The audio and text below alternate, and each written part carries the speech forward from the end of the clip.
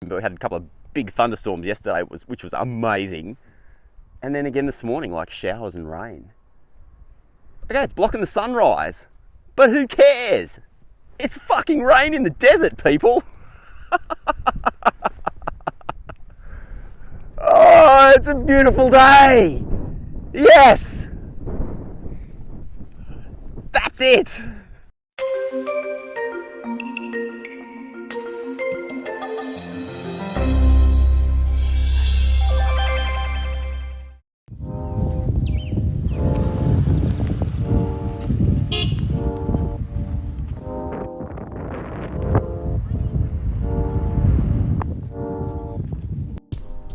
Good morning walk, episode 93, and today we're doing something which is, I don't know, should be at least on everybody's bucket list, because this is probably one of the most spectacular things to do at sunrise anywhere in the world.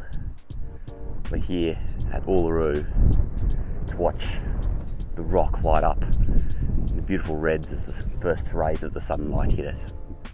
Or maybe it's cloudy and you don't get to see anything.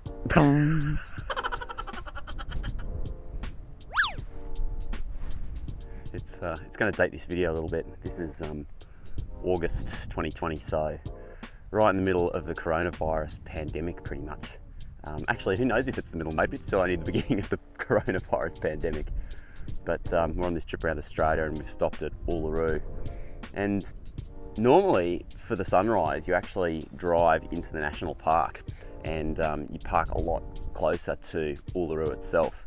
And at a regular morning sunrise, you know, Uluru, regular season this time of year, there are literally like coach loads of people. I was there as, I think, about a 20-year-old with my family, and I think there must have been like a dozen coaches, you know, with 50 or 60 people each on it, plus, I don't know, like 50 cars or 100 cars, or, you know, so many vehicles.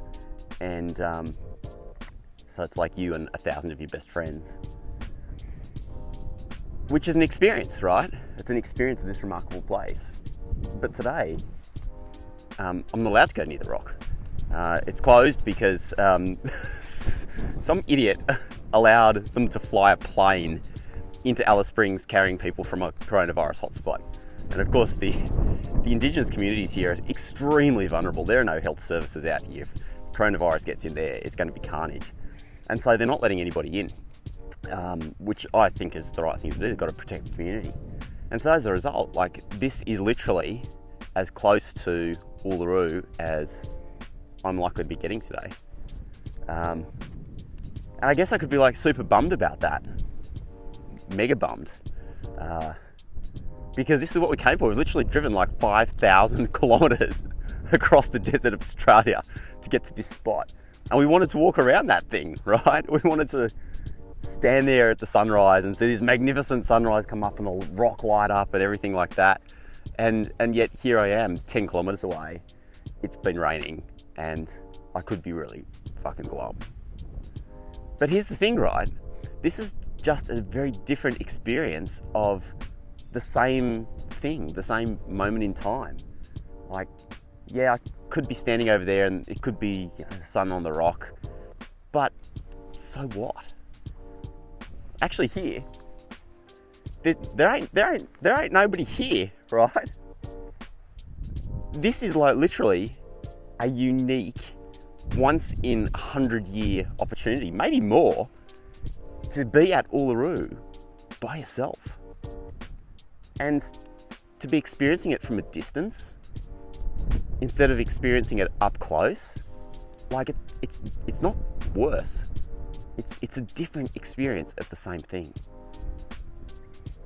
I guess I should also say, like, it's been raining, right? You see like distant rain clouds disappearing off onto the horizon.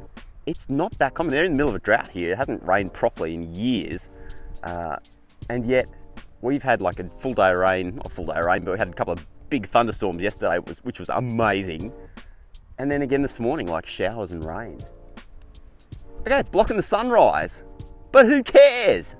It's fucking rain in the desert, people. Oh, it's a beautiful day. Yes. That's it.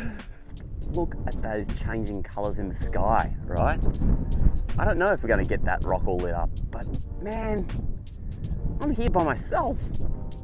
The thing that's, I guess, a little bit sad in a way, disheartening, is that the campground where we're at, and I'll drop in some video here, some frames, it's basically like deserted. There's just nobody there. In order to get here, you literally have to have driven thousands of kilometres. There are borders closed in Australia. It's just not possible to get here. And it's weird, right? This place is supposed to be heating at this time of year, but it's just not. And obviously, like the locals, there's a lot of people whose livelihoods, whose jobs, whose entire existence depends on having tourists here, and they're really suffering. So, like, as amazing as this is, to have this to myself, there's yet another different experience of the same moment in time. That's tough for those guys. Look at this. This is Catatuta, hang on, formerly known as the Olgas, and like, look at the sun that's starting to hit that. Isn't that nuts? There were a few people here when I got here.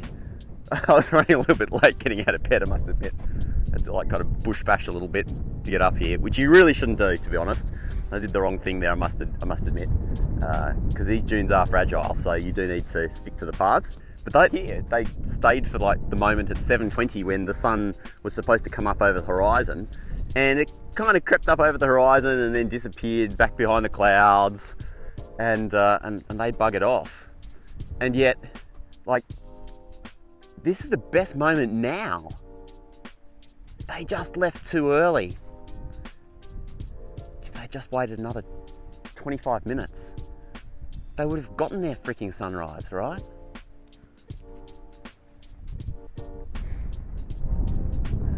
We're so impatient. We so let our expectations just mess things up for us. So here's the thing about having the same experience of the same, different experience of the same place, sorry. You can see that little building there on the corner. That's like a super exclusive resort, right? Where you basically have your own little tent and it looks right out on Uluru, and it costs like $10,000 a night or some shit like that. $10,000 for a package. I mean, it's a very large amount of money.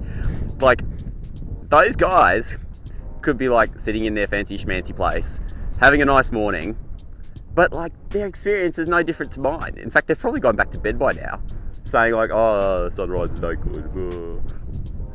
Different experience of the same thing, right? And there we are. Glorious sunrise. Look at it. Oh man.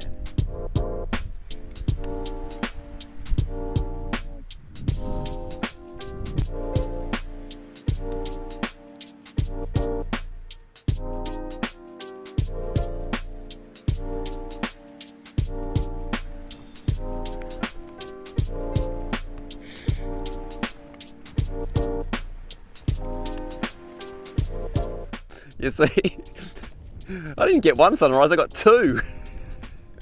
By myself, at Uluru, with beautiful rain clouds. What a unique experience. Years ago, I was at a Pearl Jam show in Europe. I was actually following a tour around Europe, and a friend of mine had been robbed and lost all of his tickets.